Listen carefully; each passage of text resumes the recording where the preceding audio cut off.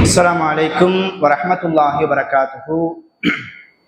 إن الحمد لله نحمده ونستعينه ونستغفره ونعوذ بالله من شرور أنفسنا ومن سيئات أعمالنا. من يهده الله فلا مضل له ومن يضلل فلا هادي له. وأشهد أن لا إله إلا الله وحده لا شريك له وأشهد أن محمدا عبده ورسوله أما بعد. فأعوذ بالله من الشيطان الرجيم. بسم الله الرحمن الرحيم. يا أيها الذين آمنوا اتقوا الله حق تقاته ولا تموتن إلا وأنتم مسلمون. அளவற்ற அருளாளனும் நிகரற்ற அன்புடையவனுமாகிய அல்லாஹுவின் திருப்பெயர் போற்றி புகழ்ந்து ஆரம்பம் செய்கின்றேன். அந்த ஏக இறைவனின் சாந்தியும் சமாதானமும் இறுதி தூதர் முஹம்மது ரசூலுல்லாஹ் ஸல்லல்லாஹு அலைஹி வஸல்லம் அன்னவர்களின் மீதும் அன்னவர்கள் குடும்பத்தார்கள் தோழர்கள் தாபிஈன்கள் தபஉ தாபிஈன்கள் சத்தியத்தையும் ஏகத்துவத்தையும் நமக்கு எடுத்து சொன்ன இமாம்கள், குறிப்பாக இரவு தொழுகையை தொழுது முடித்துவிட்டு அவனுடைய இல்லத்தில் அமர்ந்து கொண்டு அவனுடைய மார்க்கத்தை கேட்டறிவதற்காக இங்கு குழுமியிருக்கும் நம்மவர்கள் அனைவர்களின் மீதும் வந்து சேரட்டுமாக. அன்பிற்கினிய அருமையான பெருமக்களே, முன்னறிவிப்பு செய்யப்பட்ட சொர்க்கவாசிகள் என்கிற தொடரின் நேற்றைய தினம் ஒரு அறிமுக உரையை நாம் நிகழ்த்தினோம். நேற்றைய தினம் முஸ்லிமில் வரக்கூடிய ஒரு செய்தியை ஆதாரமாக நாம் சொன்னோம். 3 நபர்கள் நாளை மறுமையில் எண்ணம் சரியில்லாததின் காரணமாக நரகத்தில் வீசப்படுவார்கள். ஆகையினால் இந்த உலகத்தில் வாழும் பொழுது எந்த மனிதரும் எந்த மனிதரை குறித்தும் உறுதியிட்டு இவர் சொர்க்கவாதிதான், இவர் நல்லவர் தான் என்று நாம் சொல்லக்கூடாது.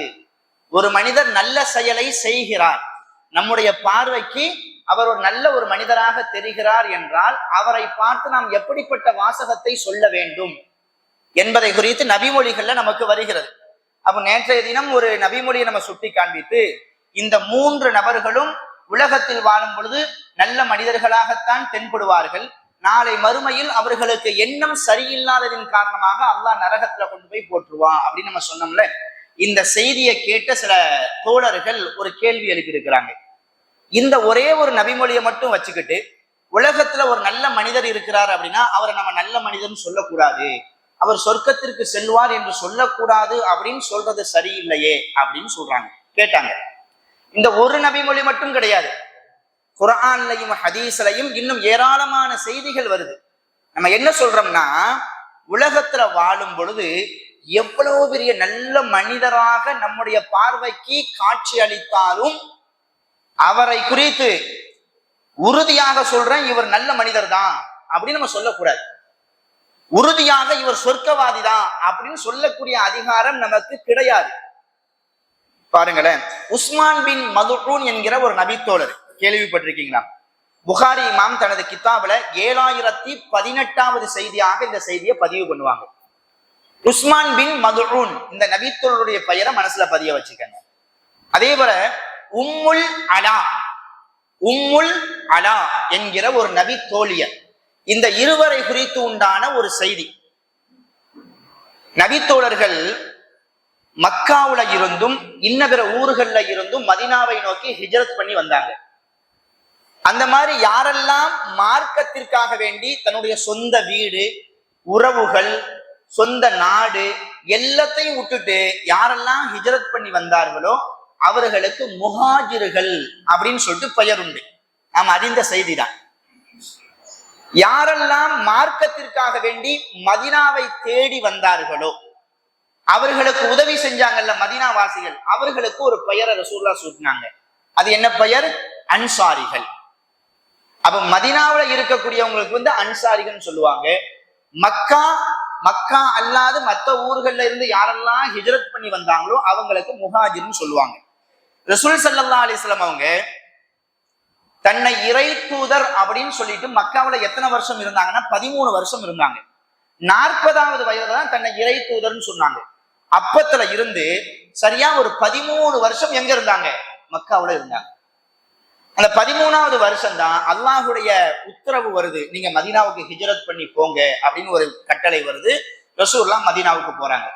ரசூலுல்லாஹ் மதீனாவுக்கு போனதுக்கு பின்னாடி மக்காவுல இருந்து நிறைய மக்கள் எங்க வந்துடுறாங்க, மதீனாவுக்கு வந்துடுறாங்க ஹிஜ்ரத் பண்ணி. மக்காவுல இருந்து ஹிஜ்ரத் பண்ணி வந்தாங்கல்ல, இவங்க எல்லாம் பாத்தீங்கன்னா அடிமைகளும் வந்தாங்க, கஷ்டப்படக்கூடியவங்களும் இஸ்லாத்தை ஏற்று வந்தாங்க, நடுத்தர மக்களும் வந்தாங்க. அதே சமயத்துல அபூபக்கர் ரலியல்லாஹ், உமர் ரலியல்லாஹ், உஸ்மான் ரலியல்லாஹ், இது போன்ற பெரிய நல்ல நிலைமையில வசதியானவர்கள், நல்ல ஸ்டேட்டஸ்ல இருந்த மக்களும் கூட ஹிஜ்ரத் பண்ணி எங்க வந்தாங்க, மதீனாவுக்கு வந்தாங்க. மதீனாவுக்கு வந்தா வரும் பொழுது தன்னுடைய சொத்து பத்துல எதையுமே அவங்க கொண்டு வரல. இன்றைய காலகட்டம் மாதிரி கிடையாது. எவ்வளவு சொத்து இருந்தாலும் ஒரு காடுல கொண்டு போயிடலாம். இன்னைக்கு ஒரு காடு இருந்துச்சுன்னா எல்லா சொத்தையும் வித்து அந்த காடுக்குள்ள வச்சு ஒரு பாக்கெட்ல வச்சு கொண்டு போயிடலாம். அன்னைக்கு அந்த மாதிரி சூழல் கிடையாது. இஸ்லாத்தை ஏற்றுக்கொண்டதற்காக வேண்டி தன்னுடைய சொத்து பத்துகள் எல்லாத்தையும் மக்கால விட்டுட்டு, எனக்கு எதுவுமே வேண்டாம், எனக்கு அல்லாஹ் போதும், அல்லாஹுடைய ரசூல் போதும், இந்த மார்க்கம் போதும். பெரும் பெரும் தோட்டங்கள், பெரும் பெரும் வீடுகள், பெரிய பெரிய வசதியான வாழ்க்கையெல்லாம் விட்டுட்டு எங்க வந்தாங்க, மதீனாவுக்கு வந்தாங்க நபி தோழர்கள். ரசூலுல்லாஹ் பாக்குறாங்க, அல்லாஹ்வுடைய மார்க்கத்துக்காக வேண்டி எப்படிப்பட்ட தியாகம் செஞ்சு வந்திருக்கிறாங்க. விதவிதமான உணவுகள் உண்டவங்க, விதவிதமான உடைகள் உடுத்தவங்க, நல்ல வசதியான கட்டிடங்களில் உறங்கியவர்கள். இப்படிப்பட்டவர்கள்லாம் அல்லாஹ்வுடைய மார்க்கத்திற்காக வேண்டி மதீனாவுக்கு வந்து ஒருவேளை சாப்பாட்டுக்கு வழி இல்லாம கஷ்டப்பட்டாங்க, மாத்து உடை இல்லாம கஷ்டப்பட்டாங்க. அப்ப ரசூலுல்லாஹ் என்ன செஞ்சாங்கன்னா, அன்சாரிகளை எல்லாம் கூப்பிட்டாங்க, முஹாஜிர்களையும் கூப்பிட்டாங்க. கூப்பிட்டு அவங்களுக்குள்ள ஒரு சகோதரத்துவத்தை ஏற்படுத்தினாங்க. எப்படி ஏற்படுத்தினாங்கன்னா, முஹாஜிர்களை சுட்டி காண்பித்து இவர்கள் எல்லாம் எந்த ஒரு வசதி வாய்ப்புக்காக வேண்டி இந்த மதீனாவுக்கு வரல, அல்லாஹ்வுடைய மார்க்கத்திற்காக வேண்டி வந்திருக்கிறாங்க. ரொம்ப சிரமப்படுறாங்க, ரொம்ப கஷ்டப்படுறாங்க. இவங்கள யாரையாவது ஒருத்தவங்க, உங்கள யாரெல்லாம் நீங்க வசதியா இருக்கிறீங்களோ அவங்க இதுல இருந்து முஹாஜிர்கள்ல இருந்து ஒவ்வொருத்தவங்க நீங்க பொறுப்பேற்றுக்கங்க, சகோதரனா ஏத்துக்கங்க. அவங்களுக்கு நீங்க சாப்பிடக்கூடிய சாப்பாட்டுல பங்கு கொடுங்க, நீங்க தங்கக்கூடிய வீட்டுல பங்கு கொடுங்க, அல்லாஹ் உங்களுக்கு அதற்குண்டான கூலியை தருவான் அப்படின்னு சொல்லிட்டு சகோதரத்துவத்தை ஏற்படுத்துறாங்க. அப்போ அன்சாரிகள்ல யாரெல்லாம் ரொம்ப வசதியா இருந்தாங்களோ அவங்க எல்லாம் என்ன செஞ்சாங்கன்னா, ஒவ்வொரு நபி தோழர்களை தத்தெடுத்துக்கிட்டாங்க, பொறுப்பேற்றுக்கிட்டாங்க. எந்த அளவுக்கு பொறுப்பேற்றுக்கிட்டாங்கன்னா, ஒருத்தவருக்கு 2 வீடு இருந்துச்சுன்னா, ரசூலுல்லாஹ் தான் சொன்னாங்கல்ல, இவங்க வந்து மார்க்கத்துக்காக வேண்டி வந்தவங்க, இவங்களுக்கு நீங்க உதவி செஞ்சீங்கன்னா அல்லாஹ் உங்களுக்கு உதவி செய்யும். இந்த ஒண்ணு தாங்க சொன்னாங்க ரசூலுல்லாஹ். எப்படிப்பட்ட நன்மக்களை பாருங்க. அல்லாஹ், நாளை மறுமை, சொர்க்கம், அல்லாஹுடைய அன்பு, இந்த நபியினுடைய அன்பு, இப்படிதான் சொல்லுவாங்க. எதை வேண்டுமானாலும் இதற்காக வேண்டி பகரமா கொடுத்துருவாங்க. அப்போ ரசூலுல்லாஹ் சொன்னாங்க, இந்த முஹாஜிர்களுக்கு நீங்க உதவி செய்யுங்க, அல்லாஹுடைய உதவி உங்களுக்கு இம்மையிலும் உண்டு மறுமையிலும் உண்டுன்னு சொன்னாங்க. இதுக்காக வேண்டி அந்த மதீனத்து அன்சாரி தோழர்கள் என்ன செஞ்சாங்கன்னா, ஒவ்வொருத்தவங்கள பொறுப்பேற்றுக்கிட்டாங்க. பொறுப்பேற்று வீட்டுக்கு கூட்டு போயிட்டு சும்மா சாதா சீதாவா வச்சுக்கல, தனக்கு 2 வீடு இருந்துச்சுன்னா ஒரு வீட்டை அவங்களுக்கு கொடுத்துருவாங்க. எப்படிப்பட்ட தியாகத்தை போறேங்க. இவ்வளவு எங்க அன்றைய காலகட்டத்தில இருந்து இன்றைய காலகட்டம் வரையிலும் அரபியர்கள்ட்ட 1க்கு மேற்பட்ட திருமணங்கள் செய்யக்கூடிய வழக்கம் உண்டு. 4 திருமணம் வரைக்கும் அனுமதி இருக்குல்ல, இன்னைக்கு வரைக்கும் அரபுகள் அதை செஞ்சுட்டு இருக்கிறாங்க. குறிப்பாக அன்றைய காலகட்டத்துல நபி தோழர்கள் அந்த மாதிரி செஞ்சுட்டு இருந்தாங்க. அப்ப அன்சாரி தோழர்கள்ல யாருக்காவது 2 மனைவிகள் இருந்தாங்கன்னா, ஒரு மனைவியை தலாக் விட்டு தன்னுடைய சகோதரனாக கூட்டு போனாங்கல்ல, அவங்களுக்கு அவங்களை வந்து என்ன செய்வாங்க, திருமணம் பண்ணி கொடுப்பாங்க. சுப்ஹானல்லாஹ். இப்படிப்பட்ட தியாகம் எல்லாம் செஞ்சாங்க ரசூலுல்லாஹ் சொன்னதுக்காக வேண்டி. அந்த அடிப்படையில உஸ்மான் பின் மதுஊன் என்கிற நபி தோழரை யாரு தன்னுடைய தோழராக பொறுப்பேற்றிருக்கிறாங்க அப்படின்னு சொல்லிட்டு ஒரு பேச்சுவார்த்தை நடக்குது. இந்த செய்திய உம்முல் அலா என்கிற ஒரு நபி தோழியர் இதை அறிவிக்கிறாங்க. சொல்றாங்க, வஹிய இம்ரஅத்துன் மின் நிசாயிஹிம் பாயஅத் ரசூலுல்லாஹி ஸல்லல்லாஹு அலைஹி வஸல்லம். இந்த உம்முல் அலா பெண்மணி சாதாரணப்பட்டவங்க கிடையாது. ரசூலுல்லாஹ்ட்ட பையத் வாங்கினாங்க. பையத் ரிதுவான் இருக்குல்ல, பையத், அந்த பையத்து பெற்றவங்க. அல்லாஹ்வின் தூதரே, எப்படிப்பட்ட சூழல் வந்தாலும் நான் இந்த மார்க்கத்தை விட்டு தடம் புரள மாட்டேன், உங்களுக்கும் இந்த மார்க்கத்திற்கும் எப்பொழுதுமே நான் உறுதுணையாக இருப்பேன்னு சொல்லிட்டு ரசூலுல்லாஹ்ட்ட பையத் செஞ்சவங்க இந்த பெண்மணி. அவங்க சொல்றாங்க, தாரலனா உஸ்மான் இப்னு மதுஊன் ஃபி சுக்னா ஹீன இக்தரஅத்தில் அன்சார் அலா சுக்னல் முஹாஜிர். அன்சாரிகள் வந்து சீட்டு குலுக்கி போட்டாங்க. அதுல கூட எவ்வளவு போட்டிய பாருங்க, எவ்வளவு போட்டிய பாருங்க. இவரை நான் கூட்டு போறேன், இவரை நான் கூட்டு போறேன், இவரை நான், அந்த மாதிரி உஸ்மான் பின் மதூனை யார் கூட்டு போறது, யார் பொறுப்பேற்றுக்கிறது? அன்சாரிகளுக்குள்ள போட்டி. அப்ப சீட்டு குலுக்கி போடுறாங்க, யாருடைய பெயர் வருதோ அவங்க இந்த உஸ்மான் பின் மதூனை கூட்டு போய்க்கலாம் அப்படின்னு. அப்ப சீட்டு குலுக்கு போட்டதுல இந்த உஸ்மான் பின் மதூனை உம்முல் அலா வந்து செய்யட்டும், கூட்டு போய்க்கட்டும் அப்படின்ற ஒரு முடிவு வருது. கூட்டு போறாங்க. கூட்டு போனா உஸ்மான் பின் மதூன் அவங்க வீட்டுல போய் தங்குறாங்க. உஸ்மான் பின் மதூன் செய்யக்கூடிய அந்த இபாதத்து, அவருடைய நல்ல குணங்கள், இதெல்லாம் பார்த்துட்டு உம்முல் அலா ரொம்ப பிரமிச்சு போறாங்க. ஒரு மனிதர் ஒரு நாள் நம்ம கூட இருக்கிறாருன்னா அவரை பத்தி நமக்கு தெரியாது, நல்லவர் நம்ம நம்பலாம். 2 நாள் இருக்கிறாரு, 3 நாள் இருக்கிறாரு, ரொம்ப வருஷ கணக்கா நம்ம கூட இருக்கிறாருன்னா அவரை பத்தி நமக்கு தெரிய வருமா வராது? ஒரு கெட்டவன் நல்லவன மாதிரி எத்தனை நாள் நடிக்க முடியும்? 1 நாள், 2 நாள், 1 வாரம், 1 மாசம், அதுக்கப்புறம் தெரிஞ்சு போயிடும். ஆனா இந்த உஸ்மான் பின் மதூன் இருக்கிறாங்கல்ல, அவங்க இந்த உம்முல் அலா கிட்ட ரொம்ப நாளா இருக்கிறாங்க. அப்ப இந்த உம்முல் அலா உஸ்மான் பின் மதூன் செய்யக்கூடிய அந்த காரியங்களை எல்லாம் பார்த்துட்டு, என்ன நல்ல மனுஷன், ரொம்ப நல்ல மனுஷன், அவரை பார்த்து, அவர் செய்யக்கூடிய இபாதத்தை பார்த்து, அவருடைய குணத்தை பார்த்து ரொம்ப பிரமிச்சு போறாங்க. யாரு? உம்முல் அலா. இப்படியே போய்கிட்டே இருக்கும்போது ஒரு நாள் உஸ்மான் பின் மதூன் அவனுக்கு உடம்பு சரியில்லாம போயிடுது. உடம்பு சரியில்லாம போயிடுதுன்னா கடைசி வரைக்கும் அந்த நோய்வாய்ப்பட்டு அந்த நோயிலேயே இறந்தும் போயிடுறாங்க. யாரு? உஸ்மான் பின் மதூன். இப்படி இருக்கும் பொழுது அவங்க சொல்றாங்க, உம்முல் அலா சொல்றாங்க, எங்க வீட்டிலேயே தான் வளர்ந்தாங்க, எங்க வீட்டுல இருந்தாங்க, ரொம்ப நல்ல மனுஷன், இறந்து போயிட்டாரு. சரி, அதை குறிச்சு நாங்க ரொம்ப கவலையோட அப்படி இருந்தோம். அப்படி இருக்கும்போது ரசூலுல்லாஹி ஸல்லல்லாஹு அலைஹி வஸல்லம், அவங்களுடைய மையத்து இருக்குது, ரசூல்லா வராங்க. ரசூல்லா வந்தாங்கன்னா உள்ளக்க வந்து நிக்கிறாங்க. அப்ப உம்முல் அலா சொல்றாங்க, ரசூல்லா வந்த உடனே நான் இந்த வார்த்தையை பயன்படுத்தினேன். இந்த வார்த்தை, ஃபகுல்து ரஹ்மத்துல்லாஹி அலைக அபஸ்ஸாயிப். அபு சாயிபே, உஸ்மான் பின் மதூன் இருக்கிறாங்கல்ல, அவங்களுடைய பட்ட பேர், இன்னொரு பெயர். அபு சாயிபே, அல்லாஹ்வுடைய ரஹ்மத்து உங்களுக்கு உண்டாகட்டும். ஃபஷஹாததி அலைக லக்கத அக்ரமக்கல்லாஹ். அல்லாஹ் உங்களை கண்ணியப்படுத்தி விட்டான், சங்கைப்படுத்தி விட்டான் என்பதற்கு நான் சாட்சி பகிர்கிறேன் அப்படின்னு சொல்றாங்க. ரசூல்லா வந்து நிக்கிறாங்க. ரசூல்லாவுக்கு முன்னாடி அந்த உம்முல் அலா என்கிற அந்த பெண்மணி சொல்றாங்க, மையத்தா இருக்கிறாங்க. யாரு? உஸ்மான் பின் மதூன். அவங்கள பார்த்து சொல்றாங்க, அல்லாஹ்வுடைய ரஹ்மத்து உங்களுக்கு உண்டாகட்டும், அல்லாஹ் உங்களை கண்ணியப்படுத்தி விட்டான். கண்ணியப்படுத்திட்டானா இந்த வார்த்தையினுடைய பொருள் என்ன? நீங்க ரொம்ப நல்ல மனிதர், அல்லாஹ் உங்களை கண்ணியப்படுத்தி, இந்த உலகத்தை குறிச்சு சொல்ல, நாளை மறுமையில அல்லாஹ் உங்களை கண்ணியப்படுத்தி உங்களை ஒரு சொர்க்கவாதியா வச்சிருக்கிறான், ஆக்கிடுவான், அதுக்கு நான் சாட்சி சொல்றேன். எதுக்கு அப்படி சொல்றாங்கன்னா, இத்தனை நாளா உஸ்மான் பின் மதூன் இருந்தாங்கல்ல, அவங்களுடைய வாழ்க்கையை பார்த்துட்டு இவரை வந்து அல்லாஹ் கண்ணியப்படுத்தாட்டா வேற யாரை கண்ணியப்படுத்த, இவருக்கு அல்லாஹ் சொர்க்கத்தை கொடுக்காட்டா வேற யாருக்கு அல்லாஹ் சொர்க்கத்தை கொடுக்க போறான்? ரொம்ப நல்ல மனுஷன். அந்த எண்ணத்துலதான் சொல்றாங்க, அல்லாஹ் உங்களை கண்ணியப்படுத்தி விட்டான் என்பதற்கு நான் சாட்சி சொல்றேன் அப்படின்னு சொல்றாங்க.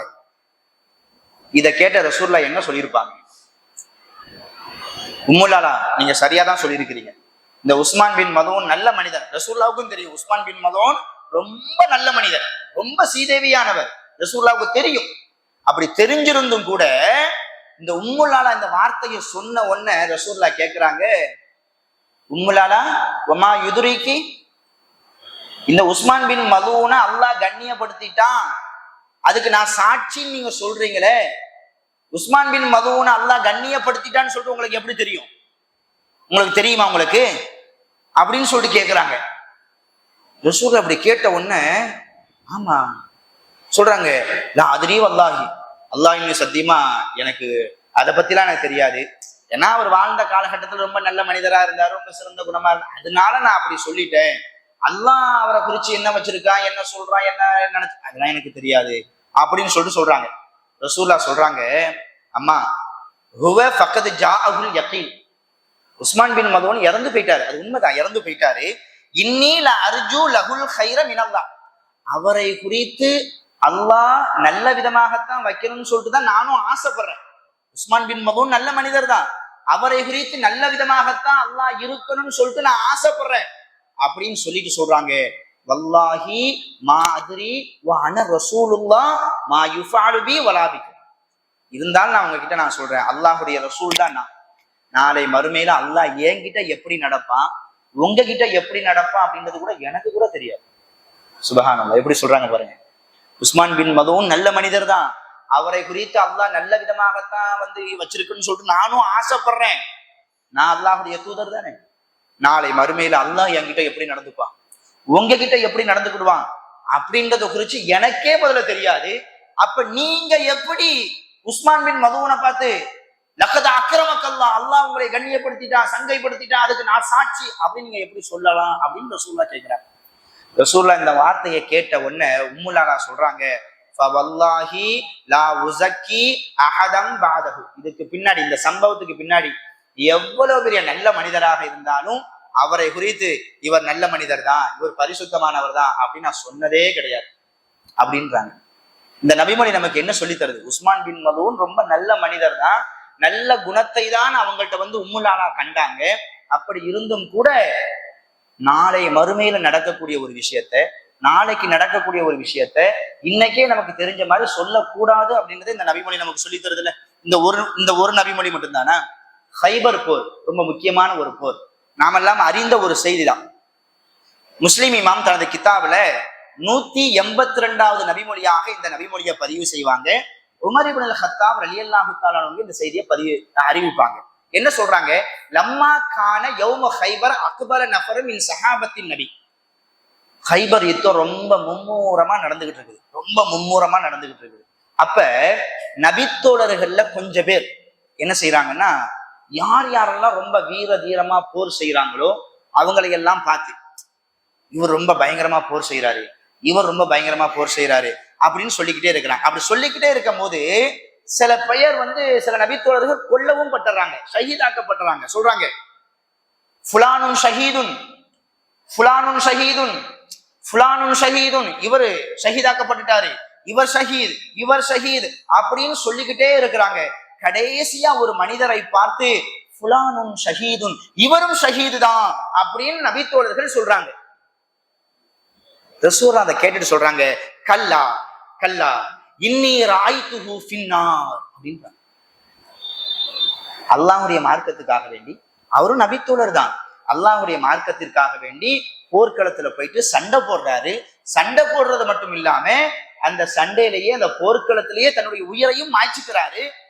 போர்க்களத்துல உயிரை மாய்த்து கொண்டால் ஷஹீது தானே. அதைத்தான் அந்த நபித்தோழர்கள் சொல்றாங்க, இவரும் ஷஹீது தான் அப்படின்னு சொன்ன உடனே ரசூலுல்லாஹ் சொல்றாங்க, கல்லா இன்னி ராய்துஹு ஃபின்னார், அவர் ஷஹீதா, அவரை நான் நரகத்துல கண்டேன் அப்படின்னு சொல்றாங்க. காரணம் என்ன? ஃபீ புர்தத்தின் கல்லஹா, ஒரு போர்வை விஷயத்துல அவர் கொஞ்சம் மோசடி பண்ணிட்டார். ஒரு போர்வை விஷயத்துல, போர்க்களத்துல சண்டை நடக்கும்ல, அப்ப எதிரிகள் என்ன செய்வாங்கன்னா சில சமயம் ஓடுவாங்க. அப்படி ஓடும் பொழுது எதையாச்சும் ஒரு பொருட்களை போட்டுட்டு போயிடுவாங்க. அந்த பொருட்களை எல்லாம் எடுத்து யார்கிட்ட கொடுக்கணும்? ரசூலுல்லாஹ்ட்ட கொடுக்கணும். அதுக்கு பேரு கனிமத்து பொருள்னு சொல்லுவாங்க. ரசூலுல்லாஹ்ட்ட வந்துதான் கொடுக்கணும். அந்த போர்க்களம்லாம் முடிஞ்சதுக்கு பின்னாடி ரசூல் ஸல்லல்லாஹு அலைஹி வஸல்லம் பங்கிட்டு கொடுப்பாங்க. அப்படி பங்கிட்டு கொடுத்தாதான் அது ஹலால். ஆனா அந்த நபித்தோழர் இருக்கார்ல, நபித்தோழர் சொன்னாங்களே இவர் ஷஹீது அப்படின்னு சொன்னாங்கல்ல, ரசூலுல்லாஹ் நரகத்துல பார்த்தோன்னு சொன்னாங்கல்ல, அந்த தோழர் என்ன செஞ்சிட்டாருன்னா, ஒரு போர்வை, அந்த போர்வையை பார்த்தீங்கன்னா ஓரளவு கொஞ்சம் ஆபாத்தி, கொஞ்சம் கோடு எல்லாம் போட்டு கொஞ்சம் வண்ண நிறங்கள்ல கொஞ்சம் நல்லா இருந்திருக்கு போல. அதை என்ன செஞ்சிடா, சரி அவர் தான் போட்டுட்டு போயிட்டாருன்னு சொல்லி எடுத்து வச்சுக்கிட்டாங்க. எடுத்து வச்சுக்கிட்ட அவருக்கு அந்த போர்க்களத்திலேயே ஷஹீதும் ஆயிடுறார். பாருங்க, உயிரையே கொடுக்கணும்னு சொல்லிட்டு வந்தவங்க அந்த சின்ன ஒரு போர்வை விஷயத்துல ஒரு தடுமாற்றம். ரசூலுல்லாஹ் சொன்னாங்க, அந்த கனிமத் பொருளை நம்ம கிட்டலாம் கொடுக்கணும். அந்த போர்வை விஷயத்துல அவர் தனக்குள்ள அப்படி எடுத்து வச்சுக்கிட்டதுனால அவரை நான் நரகத்தில் கண்டேன் என்பதாக சொல்றாங்க. ரொம்ப கவனமா கேட்கணும். இன்னைக்கு நமக்கு சொந்தமில்லாத எத்தனையோ பொருட்களை நம்ம அபகரிச்சு வச்சிருக்கிறோம். நமக்கு நல்லாவே தெரியுது இது நமக்கு சொந்தம் கிடையாது, இது நமக்கு ஹலால் கிடையாது, இது நமக்கு ஆகமாக்கப்பட்டது கிடையாது அப்படின்னு நமக்கு தெரிஞ்சே எவ்வளவோ பொருட்களை நம்ம வாங்கி வச்சிருக்கிறோம், எடுத்து வச்சிருக்கிறோம். சொல்ல போனா இந்த நிலங்கள் இருக்கு பாருங்க, இந்த இட விஷயம், இதெல்லாம் நம்ம ரொம்ப கவனத்தோட இருக்கணும். இன்னைக்கு நம்ம நினைக்கலாம் நம்ம கிட்ட ஆட்சி அதிகாரம் இருக்குது, பவர் இருக்குது, காசு பணம் இருக்குது, அடுத்தவங்க இடத்துல ஒரு ஜான ஒரு அடி 10 அடியை எடுத்து வச்சுக்கிட்டா யாரு கேட்க முடியும்? அவன் பலவீனப்பட்டவன் தானே, கோர்ட்டுக்கு போகட்டும், போலீஸ்க்கு போகட்டும், யார்கிட்ட வேணாலும் போகட்டும் அப்படின்னு நம்ம நினைக்கலாம். அதெல்லாம் நல்லதல்ல, அதெல்லாம் நல்லது கிடையாது. ஒரு ஜான் நிலத்தை, ஒரு ஜான விடுங்க, ஒரு போர்வையில என்னங்க வந்துட போகுது? ரசூலா என்ன சொல்றாங்க? உயிரையே கொடுத்துட்டாங்கன்னு மார்க்கத்துக்காக வேண்டி ஒரு போர்வை என்ன வந்துட போகுது? ரசூலா என்ன சொன்னாங்க? அந்த போர்வை விஷயத்துல அவர் சரியா நடக்காததின் காரணத்தினால அவரை நான் நரகத்தில் கண்டேன் என்பதாக சொல்றாங்க. ஆனா இன்னைக்கு நம்மள பெரும்பாலான மக்களுடைய வருமானம் எப்படி இருக்குது? ரொம்ப ரொம்ப மோசமா இருக்குது. அதுலயும் கூட இன்னைக்கு நமது பேர்ணாம்பட்டுல சில இளைஞர்கள், அல்லாஹ் பாதுகாத்தவர்களை தவிர சில இளைஞர்கள் என்ன செய்யறாங்கன்னா, சீக்கிரமா பணக்காரர்களாக ஆகணும், காசு பணத்தை சம்பாதிக்கணும் அப்படின்றதுக்காக வேண்டி சில முறைகேடான வழிகள்ல காசு பணத்தை சம்பாதிக்கிறாங்க. பில்டிங்னு சொல்றாங்க, வேற என்னெல்லாமோ ஒண்ணு சொல்றாங்க. அந்த வழிகள் எல்லாம் சம்பாதிக்கிறாங்க. ஹலாலான வழியில சம்பாதிக்கக்கூடிய காசு பணமே இன்னைக்கு நமக்கு ஒரு கேள்விக்குறியா இருக்குது. ஹராமான வழியில சம்பாதிச்சு அதன் மூலமா நம்ம எந்த கோட்டையை கட்டியாரு போறோம்? அந்த ஹலாலான சம்பாத்தியத்தை சம்பாதிச்சு அந்த காசு பணம் நம்ம பாக்கெட்ல இருக்குதுன்னு வைங்களேன், அந்த ஹராம்ல தானே நம்முடைய மனைவி மக்களுக்கு சாப்பாடு வாங்கி கொடுக்குறோம், அதுல தானே நம்ம பிள்ளைங்களுக்கு சாப்பாடு வாங்கி கொடுக்குறோம், அதுல தானே நம்ம பிள்ளைங்க உடை உடுத்துறாங்க. ஹராமான உணவை உண்டு, ஹராமான உடையை உடுத்தி நமது பிள்ளைகள் எப்படிப்பட்ட ஒரு நிலைமைக்கு வந்துருவாங்க? இதெல்லாம் நம்ம யோசிச்சு பார்க்கணும்ல. ஆனா ஒரே ஒரு விஷயம் மட்டும் குர்ஆனும் நபிமொழியும் நமக்கு சொல்லி தருது. அல்லாஹிற்கு பயந்து ஈமானோடு ஒரு குறுகிய வருமானத்தை சம்பாதித்து, ரப்பே எனக்கு குறுகிய வருமானம் தான் வருது, இதுல உன்னுடைய பரக்கத்தை குடியா அல்லாஹ் அப்படின்னு ஒரு மனிதர் கையேந்தி துவா கேட்டார்னா அந்த குறுகிய வருமானத்துல அல்லாஹ் பரக்கத் செய்வான். எல்லா விதமான தேவைகளையும் அல்லாஹ் அதுல நம்மளை நிறைவேற்ற செய்வான். இது உண்மை, சத்தியமிட்டு சொல்கிறேன். நான் ரசூலுல்லாஹ்வுடைய வாக்கு என்னைக்குமே பொய்யாகாது. இன்னல்லாஹ லா யுக்லிஃபுல் மிஆத், நிச்சயமாக அல்லாஹ் வாக்கு தவறுவோன் கிடையாது. ரப்பு குர்ஆன்ல சொல்றான், ஹலாலான வழியில் சம்பாதித்தால் அதில் எனது பொருத்தம் இருக்கும், எனது பரக்கத் இருக்கும். ஹராமான வழியில் நீங்கள் கோடியை சம்பாதித்தாலும் ஒரு நாள் அல்ல ஒரு நாள் திருக்கோடியில் வந்து நீங்கள் இருப்பீர்கள். அப்போ அந்த ஒரு போர்வை விஷயத்துல அவர் சரியா நடக்காதனால ரசூலுல்லாஹ் என்ன சொன்னாங்க? அவர் நரகத்தில் நான் கண்டேன் என்பதாக சொன்னாங்க. அப்போ நபித்தோழர்கள் என்ன நினைச்சிருக்காங்க? போர்க்களத்துல கொல்லப்பட்டா ஷஹீது, சொர்க்கம் கிடைச்சிரும் அப்படின்னு நினைச்சாங்க. அது கிடையாது. அதே ஹைபர் போர்க்களம் இன்னொரு சம்பவம் நடக்குது. ஒரு நபித்தோழர் பாத்தீங்கன்னா ரொம்ப பயங்கரமா சண்டை போடுறாங்க. இந்த செய்தியையும் புகாரி இமாம் தனது கிதாபில 2898வது நபிமொழியாக பதிவு செய்யறாங்க. சஹல் பின் சாயித் என்கிற நபித்தோழர் இந்த செய்தியை அறிவிக்கிறாங்க. ஒரு நபித்தோழர் பாத்தீங்கன்னா ரொம்ப பயங்கரமா சண்டை போடுறாங்க. எந்த அளவுக்கு சண்டை போடுறாங்கன்னா, கூடியிருந்த நபித்தோழர்கள் எல்லாம் பார்த்து ஆச்சரியப்படுறாங்களாம். மா அஜிஸவு மின்னல் யௌம அஹதுன் கமா அஜிஸவு ஃபுலான், இந்த போர்க்களத்துல இந்த மனிதரை போல வேற யாரும் சண்டையே போட முடியாது, அந்த அளவுக்கு இவர் சண்டை போடுறாரு அப்படின்னு மற்ற நபித்தோழர்கள் எல்லாம் பிரமிச்சு ஆச்சரியப்படக்கூடிய அளவுக்கு ஒரு நபித்தோழர் பயங்கரமா சண்டை போடுறாரு. அப்போ நபித்தோழர் சொல்றாங்க, இவர் கண்டிப்பா ஷஹீத் தான், இவர் கண்டிப்பா நல்ல மனிதர் தான் அப்படின்னு சொல்றாங்க. ரசூலுல்லாஹ் சொல்றாங்க, இல்ல அவர் நரகவாதி. இன்னகும் இன் அகலினார்.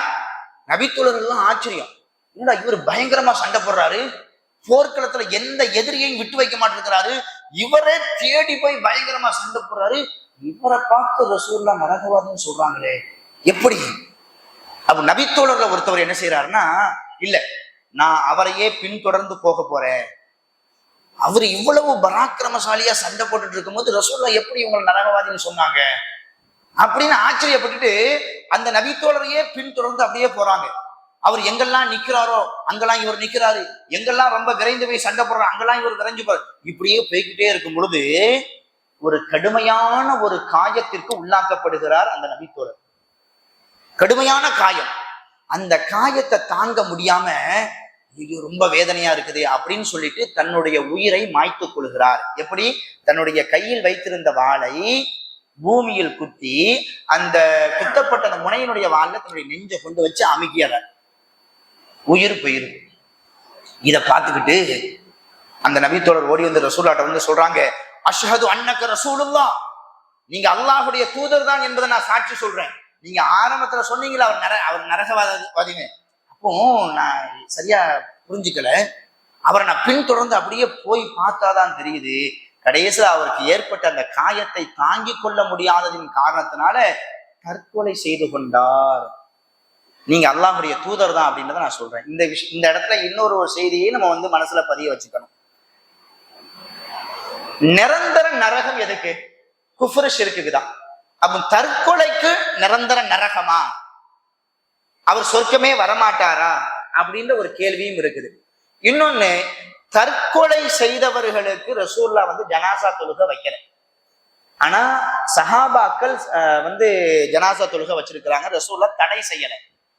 ரசூல் ஸல்லல்லாஹு அலைஹி வஸல்லம் காலகட்டத்துல தற்கொலை செய்த ஒருவருடைய உடல் வருது, நான் தொழுகை வைக்க மாட்டேன்னு சொன்னாங்க. ஆனா சஹாபாக்கள் தொழுகை வச்சாங்க, ரசூல்லா தடுக்கல. இப்படியும் ஒரு செய்தி வருது. அப்ப தற்கொலை செய்து கொண்டால் நிரந்தர நரகமா அப்படின்னு சொல்லி கேட்டா, இதுல வந்து அறிஞர்களுக்கு மத்தியில 2 கருத்துகள் இருக்குது.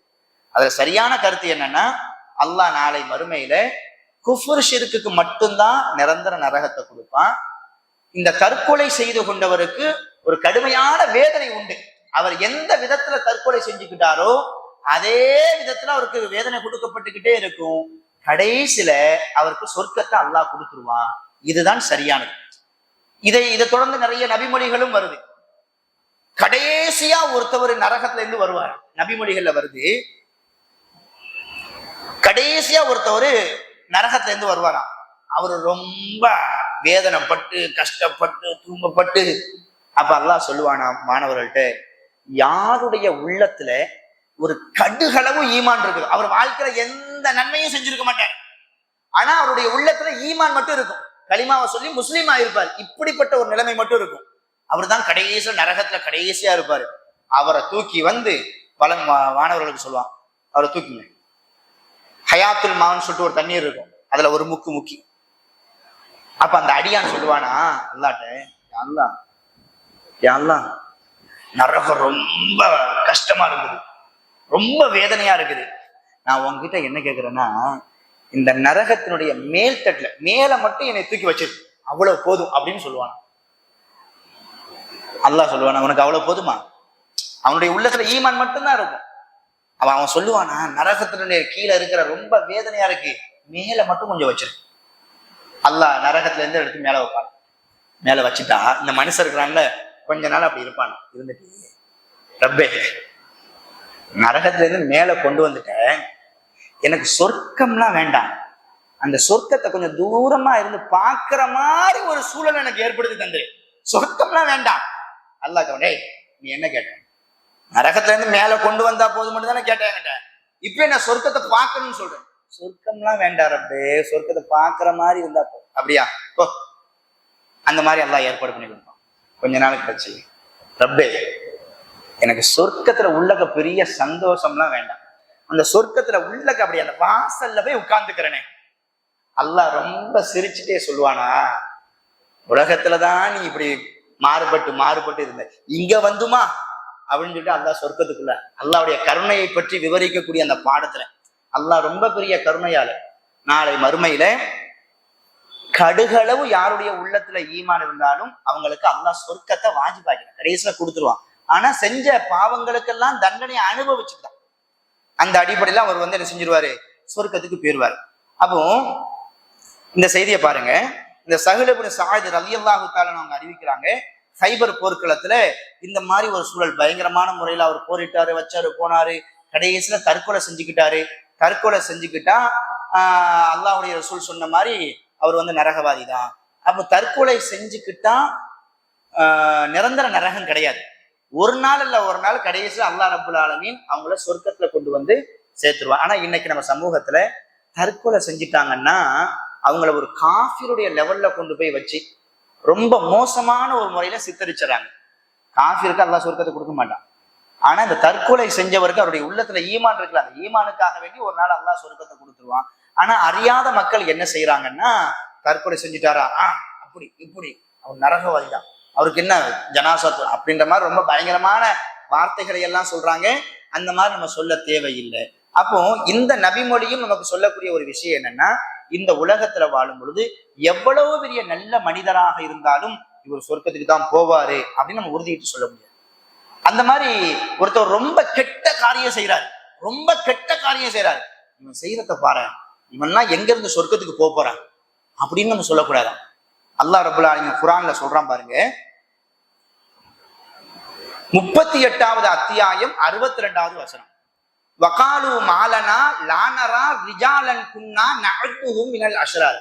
நரகத்துல கொஞ்சம் பேர் உள்ள கிடந்து கஷ்டப்பட்டுட்டு இருப்பாங்களாம். அவங்க சொல்லுவாங்களாம், உலகத்துல வாழும் பொழுது நம்மோடு சேர்ந்து சில பேர் இருந்தாங்களே, அவங்களையெல்லாம் நம்ம கூட நரகத்துக்கு வருவாங்கன்னு சொல்லி நம்ம எதிர்பார்த்தமே, அவங்களையெல்லாம் காணுமே, நம்ம மட்டும்தானே நரகத்துல இருக்கிறோம் அப்படின்னு சொல்லிட்டு சில நரகவாதிகள் தங்களுக்குள்ள பேசுவாங்களாம். எப்பா நம்ம பக்கத்து வீட்டுக்காரன், ஏத்து வீட்டுக்காரன், எப்ப பார்த்தாலும் அப்படி இருக்கணும் இப்படி இருக்கணும், அப்படி செய்யணும் இதை செய்யணும், அவன்லாம் நரகத்துக்கு போவான்லாம் பார்த்தோம்.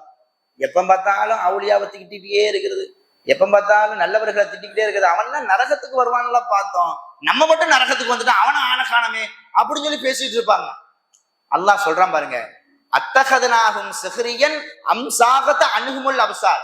அவர்கள் நல்லவர்களாக இருந்தும் அவர்களை நாம் ஏளனமாக கருதி விட்டோமோ, அல்லது அவர்களை விட்டும் நமது பார்வைகள் தான் மறைந்து விட்டனவா. அவங்க நரகவாதிகள் எப்படி பேசிக்கிடுவாங்கன்னா, ஒருவேளை அவங்க நல்லவங்களாவே இருந்திருப்பாங்களோ, நம்ம தான் தப்பா நினைச்சிட்டோமோ, அப்படி இல்ல நரகத்துக்கு வந்து நம்மளுடைய பார்வையில படாம இருக்கிறாங்களா அப்படின்னு நினைப்பாங்களா. அல்லாஹ் என்ன சொல்றான்னா, நீங்க ஒருத்தவனை நல்லவன் நீங்க நினைப்பீங்க, உங்களுடைய பார்வையில அது நல்லவனாகவே இருக்கும், ஆனா அல்லாஹ் நாளை மறுமையில தான் அவங்களுடைய சுயரூபத்தை கொண்டு வருவான். அதே போல ஒருத்தர் நம்ம கெட்டவன் நினைச்சிட்டு இருப்போம், இவர் நரகவாதி, இவர்லாம் எங்க இருந்து சொர்க்கத்துக்கு போவார் அப்படின்னு நம்ம நினைச்சிட்டு இருப்போம். அல்லாஹ் சொல்றான், நாளை மறுமையில அவர் சொர்க்கத்துக்கு போயிடுவாரு. அதனால ஒருத்தவர் சொர்க்கவாதி, ஒருத்தவர் நரகவாதி, ஒருத்தவர் நல்லவர், ஒருத்தவர் கெட்டவர், இதை நான் உறுதியா சொல்றேன் அப்படின்னு சொல்லிட்டு இந்த உலகத்துல யாரும் யாரையும் பார்த்து சொல்வதற்கு எந்த ஒரு முகாந்திரமும் கிடையாது.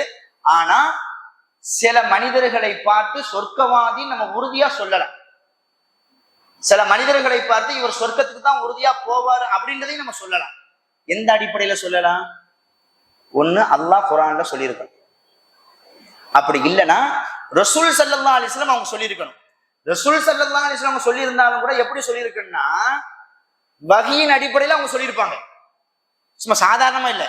ரசூலுல்லாஹ்வுடைய வாழ்க்கையில கூட சில பேர் பாத்தீங்கன்னா சில சந்தர்ப்பங்கள்ல சில மனிதர்கள் நல்லவர்கள் நினைச்சிருப்பாங்க, ஆனா அவங்க கெட்டவங்களா மாறி இருக்கிறாங்க.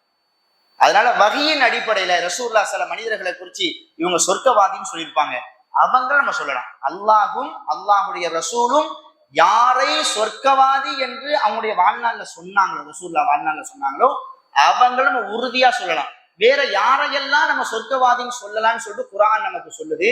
இன்ஷா அல்லாஹ் நாளைய தினம் யாரையெல்லாம் உறுதியாக நம்ம சொர்க்கவாதின்னு சொல்லலாம், குர்ஆன் யாரையெல்லாம் சொர்க்கவாதின்னு சொல்லுது, ரசூலுல்லாஹ் யாரையெல்லாம் சொர்க்கவாதின்னு சொல்லி இருக்கிறாங்க அப்படின்ற தகவலை இன்ஷா அல்லாஹ் நாளைய தினத்தில் இருந்து நாம் பார்க்கலாம்.